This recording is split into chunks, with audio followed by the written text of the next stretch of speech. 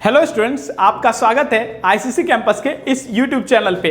तो आज हम इंडियन पॉलिटी पढ़ने जा रहे हैं। आज हम क्या पढ़ने जा रहे हैं? पॉलिटी पढ़ने जा रहे हैं। उस पॉलिटी में क्या पढ़ेंगे? हम कॉन्स्टिट्यूशंस पढ़ेंगे और कॉन्स्टिट्यूशंस के अंदर क्या पढ़ेंगे? हम आज प्रीएम्बल पढ़ेंगे। तो आज हम प्रीएम्बल के बारे में सब कुछ जानेंगे।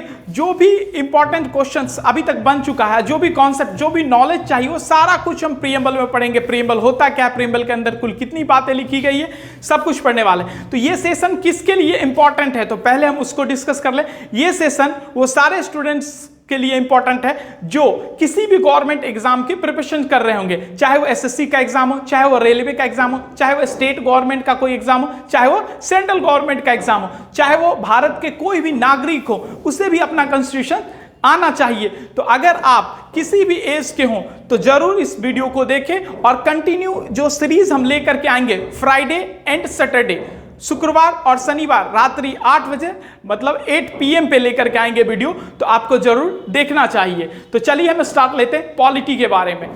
तो पॉलिटी के बारे में हम पहले जानेंगे कि पॉलिटी है क्या चीज। अगर हम आपसे पूछे कि पॉलिटी क्या है, तो बताइए पॉलिटी क्या है। तो पॉलिटी जो है इज अ मैकेनिज्म है। पॉलिटी क्या है? यह is a mechanism which talks about the development of their citizen, जो अपने नागरिकों को क्या करती है? विकास के बारे में बात करती है। यह एक तरीके का व्यवस्था है। यह क्या है? यह एक तरीके का व्यवस्था है जो अपने नागरिकों के विकास के बारे में बात करती है। तो अगर हम आपसे पूछे अल्टीमेट मोटिव क्या है पॉलिटी का, पॉलिटी का क्या अल्टीमेट मोटिव क्या है, मतलब एकदम हम आपसे पूछे इसका लक्ष्य क्या है, पॉलिटी चाहता क्या है? पॉलिटी चाहता है अपने नागरिकों का, तो मेन उद्देश्य अल्टीमेट मोटिव जो है हमारे पॉलिटी का, डेवलपमेंट ऑफ देयर सिटीजन्स, अपने नागरिकों का विकास करना। अगर हम आपसे पूछें कि पॉलिटी अपने नागरिकों का विकास करती है, लेकिन ये करेगी कैसे? कैसे करेगी पॉलिटी अपने नागरिकों का विकास? तो पॉलिटी अपने नागरिकों का विकास कैसे करेगी? तो चलिए हम समझते हैं। जैसे मान लीजिए कि मुझे टीचिंग करना है। क्या करना है? मुझे टीचिंग करना है, तो मुझे कुछ ना कुछ टूल्स की आवश्यकता होगी। क्या जरूरत होगी? व्हाइट बोर्ड की आवश्यकता होगी, मार्कर की आवश्यकता होगी, मार्कर जरूरी होगा, चेयर जरूरी होगा, पंखा जरूरी होगा, एक क्लासरूम मुझे चाहिए, उसके स्टूडेंट्स चाहिए। ये सब एक टूल्स होगा जिसका यूज हम करेंगे टीचिंग के पर्पस में। तो पॉलिटी भी एक टूल्स यूज करती है। वो टूल्स का नाम क्या है? उपकरण यूज करती है। उस उपकरण का क्या नाम है? कॉन्स्टिट्यूशंस नाम है। क्या नाम है उसका? कॉन्स्टिट्यूशंस नाम है। तो हम अपने कॉन्स्टिट्यूशंस को जानेंगे, कॉन्स्टिट्यूशंस के बारे में जानेंगे। अब कॉन्स्टिट्यूशन है क्या? Constitution is a set of instruction. ये निर्देशों का समुच्चय है। इसमें क्या लाइन बाय लाइन क्या लिखा गया है? इंस्ट्रक्शन लिखा गया है कि हमारे भारतीय नागरिकों को कैसे रहना है, कैसे सब कुछ होगा, सारा कुछ डिटेल्स वे में लिखा गया। लॉ क्या है, नियम क्या है, मतलब हमारा भारत देश चलेगा कैसे, यहाँ का राष्ट्रपति क्या करेंगे, प्रधानमंत्री क्या करेंगे, यहाँ जनता को क्या अधिकार मिला है। तो हम कॉन्स्टिट्यूशंस के बारे में जानेंगे, वो हम आगे के सीरीज में जानेंगे। आज हमारा मेन टॉपिक है प्रीएम्बल। तो कॉन्स्टिट्यूशन क्या है?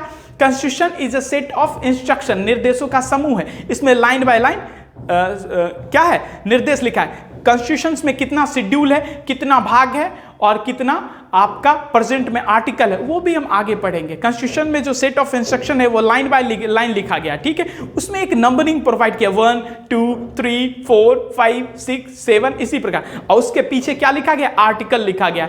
तो अगर आर्टिकल के साथ कोई रूल्स, कोई नियम, अगर आपको कोई स्टेटमेंट बताता है, इसका मतलब वो किसका पार्ट है? वो हमारे इंडियन कॉन्स्टिट्यूशन का पार्ट है, ठीक है। अब कॉन्स्टिट्यूशंस को लिखने वालों ने कुछ मोटिव, उद्देश्य से हमारे कॉन्स्टिट्यूशंस को बनाया है। क्या?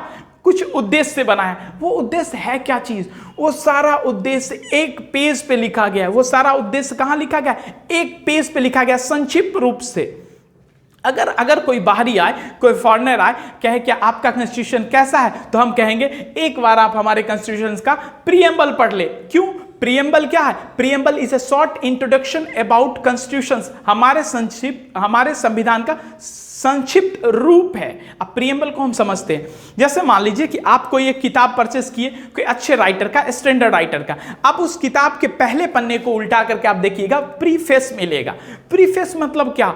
मतलब जो राइटर, जो उस किताब के राइटर हैं, लेखक हैं, वो अपने किताब के निचोड़, जो भी उस किताब में बताया गया, वो सारा चीज एक पेज पे लिख देना ही क्या कहता है? उस पेज का नाम ही क्या है?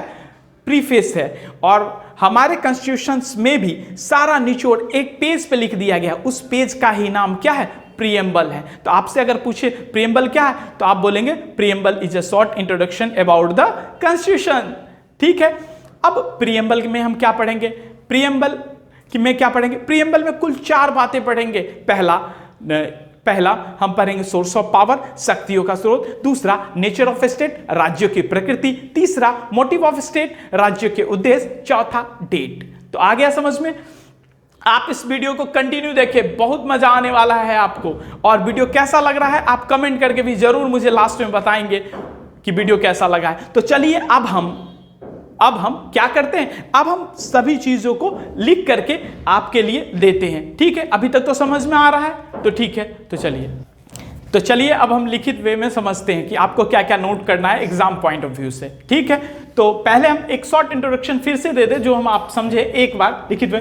पहले हम स्टार्ट किए थे पॉलिटी, आज हम क्या स्टार्ट किए हैं, पॉलिटी स्टार्ट किए। तो पॉलिटी क्या है, polity is a mechanism which talks about the development of their citizen, या अपने नागरिकों के विकास के बारे में बात करती है। ठीक है, तो चलिए अब हम पॉलिटी को एक वे से समझते हैं, लिखित वे में समझते हैं। ठीक है, तो हम स्टार्ट क्या किए हैं आज, पॉलिटी। तो पॉलिटी में आप लिखेंगे polity is a mechanism which talks about the development of their citizens. अगला हिंदी में अगर आप लिखना चाहते हैं तो लिखेंगे यह एक तरीके का व्यवस्था है जो अपने नागरिकों के विकास के बारे में बताती है।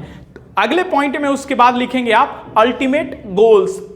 ठीक है, अल्टीमेट गोल्स क्या है, मुख्य उद्देश्य क्या है। अगर हम आपसे जानना चाहें तो पॉलिटी का अल्टीमेट गोल्स क्या है, डेवलपमेंट ऑफ देयर सिटीजंस, अपने नागरिकों का विकास। तो ये लाइन लिखेंगे अपने नागरिकों का विकास। तो पॉलिटी समझ लिए। पॉलिटी उपकरण के रूप में किसे यूज करती है, कॉन्स्टिट्यूशंस को। किसे यूज करती है, कॉन्स्टिट्यूशंस को यूज करती है, संविधान को यूज करती है। कॉन्स्टिट्यूशन है क्या, is a set of instruction. ये क्या है, ए निर्देशों का समुच्चय। इसमें क्या है, इंस्ट्रक्शन लिखा गया है। ठीक है, कॉन्स्टिट्यूशन क्या है। अब कॉन्स्टिट्यूशन के अंदर हम क्या पढ़ेंगे, आज के लेक्चर में पढ़ेंगे प्रीएम्बल। प्रीएम्बल क्या है, preamble is a short introduction about constitution. Preamble क्या है, is a short introduction about the constitutions. Preamble जो है एक परिचय है किसका, कॉन्स्टिट्यूशंस का। ठीक है, preamble is a short introduction about the constitutions. Preamble को हिंदी में क्या कहते हैं, प्रस्तावना या उद्देशिका। प्रीएम्बल को हिंदी में क्या कहते हैं, प्रस्तावना या उद्देशिका। अब प्रीएम्बल को कब एक्सेप्ट किया गया संविधान सभा के द्वारा, कब इसका प्रस्ताव किया गया, वो हम लास्ट के वीडियो में या नहीं तो हम पार्ट 2 में देख लेंगे। प्रीएम्बल के में जितना भी क्वेश्चंस बनेगा उसको हम बाद में देख लेंगे। ठीक है, अब आइए प्रीएम्बल के में कुल बातें, अभी हम थोड़ा देर जो हम सुने थे, प्रीएम्बल में कुल कितनी बातें लिखी गई, साथ साथ बोलेंगे 4 बातें लिखी गई। कितनी बातें लिखी गई, 4 बातें लिखी गई। पहला क्या है, source of power. Source of power, शक्तियों का स्रोत। तो हम समझते हैं सोर्स ऑफ पावर क्या है।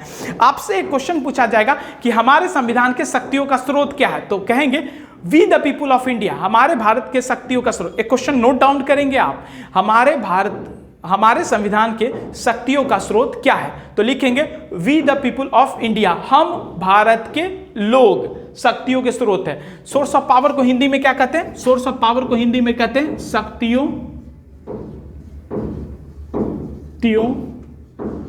का स्रोत। ठीक है, शक्तियों का स्रोत क्या है, we the people of India. अब we the people of India मतलब क्या, तो we the people of India heading लगा के उसमें लिखेंगे we the people of India मतलब हम भारत के लोग।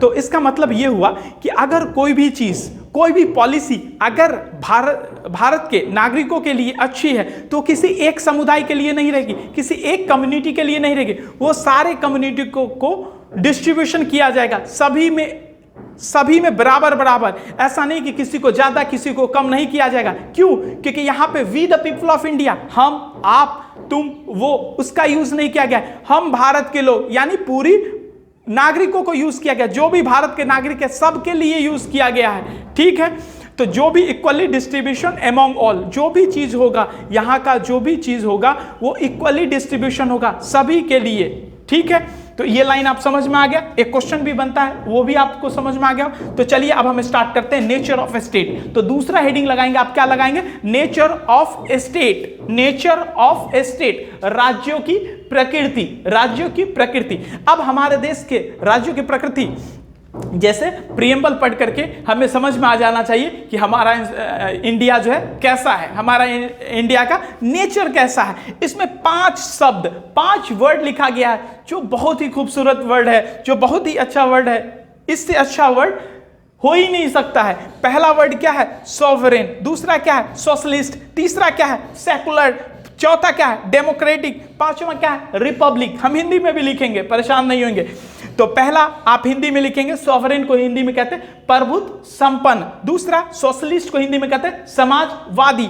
तीसरा सेकुलर, सेकुलर को हिंदी में कहते हैं पंथ निरपेक्ष। चौथा डेमोक्रेटिक, डेमोक्रेटिक को हिंदी में कहते हैं लोकतांत्रिक। और रिपब्लिक को हिंदी में गणराज्य कहते हैं। तो आइए आप हेडिंग लगा देंगे सॉवरेन। सॉवरेन को हिंदी में क्या कहते हैं? प्रभुत्व संपन्न। प्रभुत्व संपन्न मतलब क्या होता है?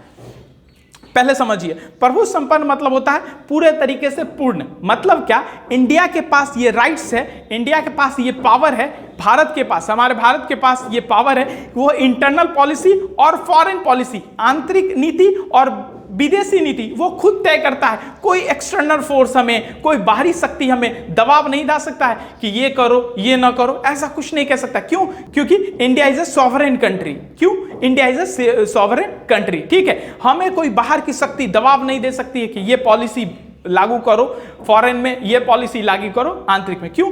क्योंकि हमारी शक्ति, हमारे जो लोग, इंडिया कैसा कंट्री है? डेमोक्रेटिक कंट्री है। ठीक है, तो हमारे एक प्रतिनिधि से एक व्यक्ति चुना जाएगा, वो व्यक्ति ही डिसाइड करेगा आंतरिक पॉलिसी क्या होगा और फॉरेन पॉलिसी क्या होगा। ठीक है, तो हम अपने पॉलिसी को, मतलब हम अपने अंदर निर्णय ले सकेंगे। हमारे पास ये राइट है, हमारा ये अधिकार है कि हम इंटरनल पॉलिसी और फॉरेन पॉलिसी खुद तय करेंगे। तो सॉवरेन मतलब होता है, मतलब अपना निर्णय खुद लेना, चाहे वो आंतरिक रूप से हो, चाहे वो बाहरी रूप से हो। जैसे मान लीजिए कि एक घर, आप जिस घर में रहते हैं तो आपका मुखिया कौन है? पिताजी। उस घर के मुखिया कौन है? पिताजी। तो वो आंतरिक रूप से घर के अंदर क्या होगा और घर के बाहर क्या होगा वो वही खुद तय करते हैं। तो आप कह सकते हैं, तो अगर कोई देश अपना आंतरिक नीति और बाह्य नीति खुद तय करे तो उसको हम कह सकते हैं ये इस कंट्री सॉवरेन है। समझ में आया? दूसरा हेडिंग लगाएंगे आप सोशलिस्ट। सोशलिस्ट मतलब होता है समाजवादी।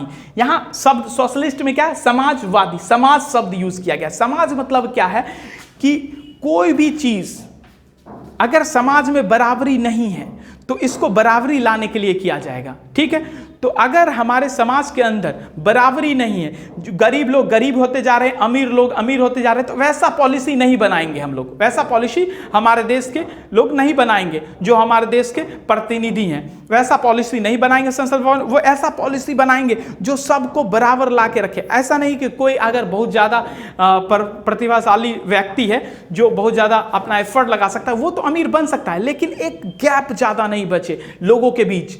ठीक है, समाज को इक्वली ट्रीट करना, सबको बराबर लाना, यही है सोशलिस्ट वर्ड का मतलब है। सोशलिस्ट वर्ड का मतलब क्या है कि सबको समान दर्जा प्राप्त करना, सबको समानता देना। ठीक है, तो आइए अब तीसरा वर्ड को समझते हैं, सेकुलर। सेकुलर वर्ड को आप हेडिंग लगाएंगे सेकुलर। सेकुलर को हिंदी में क्या कहते हैं? पंथ निरपेक्ष। तो समझते हैं सेकुलर मतलब क्या है। जैसे देखिए, सेकुलर मतलब होता है क्या कि वैसा देश, वैसा राज्य जो किसी भी धर्म को फेवर नहीं करे। जैसे मान लीजिए कल को हम बिहार के मुख्यमंत्री बन जाते हैं, ठीक है, तो अगर हम मुख्यमंत्री के चेयर पे बैठे होंगे तो हम किसी भी धर्म को फेवर नहीं करेंगे। अगर हम कोई पॉलिसी लाए हैं तो सबके लिए इक्वली डिस्ट्रीब्यूशन होगा। ऐसा नहीं है कि किसी कम्युनिटी, हम जिस कम्युनिटी के उसी कम्युनिटी के लोगों को दे रहे हैं, नहीं। हमारा इंडिया जो है सेकुलर कंट्री है। सेकुलर मतलब है कि हम सबके लिए समान देखेंगे।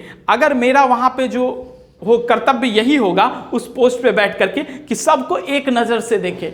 ठीक है, हाँ, अगर हम घर पे आए, अपना पर्सनल जो भी है, तो हम किसी भी धर्म के हो तो अपना पूजा पाठ कर सकते हैं। अगर मुस्लिम है तो नमाज पढ़ सकते हैं, क्रिश्चियन है तो अपने हिसाब से आप अपना जीवन को व्यतीत कर सकते। कब? जब आप घर पे होंगे। लेकिन जब एज आप सीएम होंगे, एज अ डीएम होंगे या एज अ पीएम होंगे, तब उस वक्त आप क्या करेंगे? उस वक्त सबके लिए आपको एक जैसा सोचना होगा। सबके लिए, आपके लिए सब बराबर है। क्यों? क्योंकि हमारे संविधान निर्माता ने सेकुलर वर्ड को बाद में ऐड किया गया था, तो अभी हमारे प्रीएम्बल में क्या है? सेकुलर वर्ड है। क्लियर है? सेकुलर मतलब होता है सब, किसी एक कम्युनिटी के लिए, लोगों के लिए फेवर नहीं करना। ठीक है। चौथा आइए डेमोक्रेटिक। डेमोक्रेटिक को हिंदी में लोकतांत्रिक कहते हैं। डेमोक्रेटिक को हिंदी में क्या कहते हैं? लोकतांत्रिक कहते हैं। तो आइए अब हम लोकतांत्रिक के बारे में समझते हैं। लोकतांत्रिक क्या होता है? लोकतांत्रिक मतलब होता है, पहले तो हम एक डेमोक्रेसी को समझते हैं। डेमोक्रेसी मतलब क्या होता है? डेमोक्रेटिक एक डेमोक्रेसी, डेमोक्रेसी मतलब क्या होता है? जहां जनता का शासन हो, जनता के द्वारा शासन हो, ठीक है, जनता का शासन जनता के द्वारा हो और जनता पर शासन हो। तो डेमोक्रेटिक का मतलब क्या होता है कि जनता का शासन जनता के द्वारा शासन होना चाहिए, ठीक है। हमारे कंट्री में अभी जो शासक है, अभी जो हमारे पीएम है, हमारे सीएम है, वो कौन है? जनता है ना। और किसके द्वारा चुने गए? जनता के द्वारा चुने गए। और किस पे शासन कर रहे हैं? जनता पे शासन कर रहे हैं। तो इसलिए हम कह देंगे डेमोक्रेटिक का मतलब जनता का शासन हो, जनता के द्वारा हो, ठीक है। आइए अब हम रिपब्लिक के बारे में समझते हैं। रिपब्लिक क्या है? रिपब्लिक का मतलब होता है गणराज्य। गणराज्य रिपब्लिक का मतलब ये होता है कि एक ऐसी शासन व्यवस्था, एक ऐसा शासन व्यवस्था जहां देश का मुखिया जो है का चुनाव हो, अनुवांशिक नहीं हो, चुनाव हो। जैसे हमारा देश एक रिपब्लिक कंट्री है, यहाँ का देश का मुखिया कौन है? हमारे देश का हेड ऑफ द स्टेट कौन है? हेड ऑफ द स्टेट हमारे राष्ट्रपति जी हैं, हमारे राष्ट्रपति हैं, ठीक है। हेड ऑफ द स्टेट कौन है? हमारे राष्ट्रपति। तो वो इनडायरेक्ट रूप से या डायरेक्ट रूप से चुने जाते हैं, लेकिन चुनाव होना चाहिए। इसका ये मतलब नहीं है। अनुवांशिक का मतलब ये होता है कि ऐसा नहीं है कि राष्ट्रपति जी के बेटा ही राष्ट्रपति बनेंगे, फिर उसका बेटा ही राष्ट्रपति बनेगा, ऐसा नहीं है। हमारा एक ऐसा कंट्री है यहाँ पे रिपब्लिक है। रिपब्लिक मतलब चुना जाएगा, कोई अनुवांशिक, कोई पीढ़ी दर पीढ़ी नहीं बनेगा, ठीक है। रिपब्लिक समझ में आ गया? समझ में आ रहा है कि नहीं आ रहा है? ठीक है, ठीक है।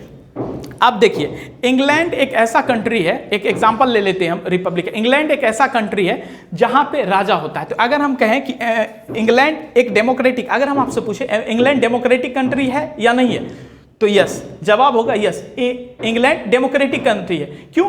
क्योंकि वहां पे राजा भी तो जनता ही है ना, जनता का ही शासन है और जनता के द्वारा शासन है। तो हम कहेंगे कि इंग्लैंड डेमोक्रेटिक कंट्री है, but England is not a republic country. England क्या है? रिपब्लिक कंट्री नहीं है। क्यों? क्योंकि वहां का राजा फिक्स है, वहां का हेड ऑफ स्टेट फिक्स है। राजा का बेटा ही राजा बनेगा, फिर उसका बेटा ही राजा बनेगा। तो जहां हेड ऑफ स्टेट फिक्स होता है तो उसे हम रिपब्लिक नहीं बोल सकते, ठीक है। समझ में आ रहा है? मजा आ रहा है? मजा आ रहा है, ठीक है।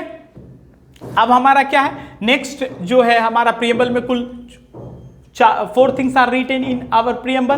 4 थिंग्स, पहला source of power, nature of state, 5 word के बारे में हम जान लिए, we the people of India के बारे में जान लिए और सोर्स ऑफ पावर के बारे में जान लिए। अब हम पढ़ते हैं मोटिव ऑफ स्टेट। ये मोटिव ऑफ स्टेट जो है नेक्स्ट पार्ट में पढ़ेंगे, पार्ट 2 में, ठीक है। तो एक चीज ध्यान रखेंगे, वीडियो को कंटिन्यू देखेंगे, पहले एक बार देख लेंगे, फिर उसको नोट्स बनाएंगे। और फ्राइडे एंड सैटरडे 8 बजे आप ध्यान रखेंगे, हम पॉलिटी को लेकर के आएंगे। आपको क्या करना है? आपको पॉलिटी अच्छे से पढ़ना है। वीडियो कैसा लगा है आप मुझे कमेंट करके जरूर बताएं। और हाँ, एक बात कि पॉलिटी को हम कंसेप्चुअल पढ़ें। कंसेप्चुअल मतलब थ्योरी को देख देख करके ही पढ़ते रहे, मतलब थ्योरी को स्पष्ट रूप से समझा दें आपको, या हम टू द पॉइंट पढ़ें। ये भी आप डिस्क्रिप्शन में कमेंट बॉक्स में जाकर के बताएं कि आप कैसा पढ़ना चाहते हैं, टू द पॉइंट पढ़ना चाहते हैं या उसको अच्छे से समझ करके, किसी भी चीज का होने का कोई कारण होता है, रीजन होता है, तो उस रीजन को भी आप समझना चाहते हैं, यस या नो, या एक शॉर्ट में आप पढ़ते जाना चाहते हैं। ये भी आप मुझे कमेंट सेक्शन, हर एक जो भी आप वीडियो को यहां तक पहुंचे हैं, हर एक को से हम चाहते हैं कि आप कमेंट बॉक्स में आए और अपना राय बताएं वीडियो के बारे में, और कुछ इंप्रूवमेंट हो सकता है तो वो भी बताएं। और वीडियो कैसा लगा आप मुझे कमेंट सेक्शन करके बताएं। तो आज के लिए इतना ही। और हाँ, वीडियो के एक बार अपने दोस्तों को जरूर शेयर करें, और वीडियो पसंद आया हो तो लाइक जरूर करें। 3 फ्रेंड को आपको शेयर करना है, जो भी वीडियो को देख रहे हैं 3 स्टूडेंट को शेयर करना है आपको, और वीडियो को लाइक कर देना है। हाँ, अगर अभी तक अगर इस चैनल को सब्सक्राइब नहीं किए तो सब्सक्राइब कर लें, और राइट साइड में आप देखेंगे बेल आइकन होगा, उससे भी प्रेस करके सेलेक्ट करके ऑल को सिलेक्ट कर लेंगे, ताकि आपको हमारा नोटिफिकेशन मिलता रहे, ठीक है। तो मिलते हैं अगले पार्ट 2 के साथ, ठीक है। तो थैंक यू।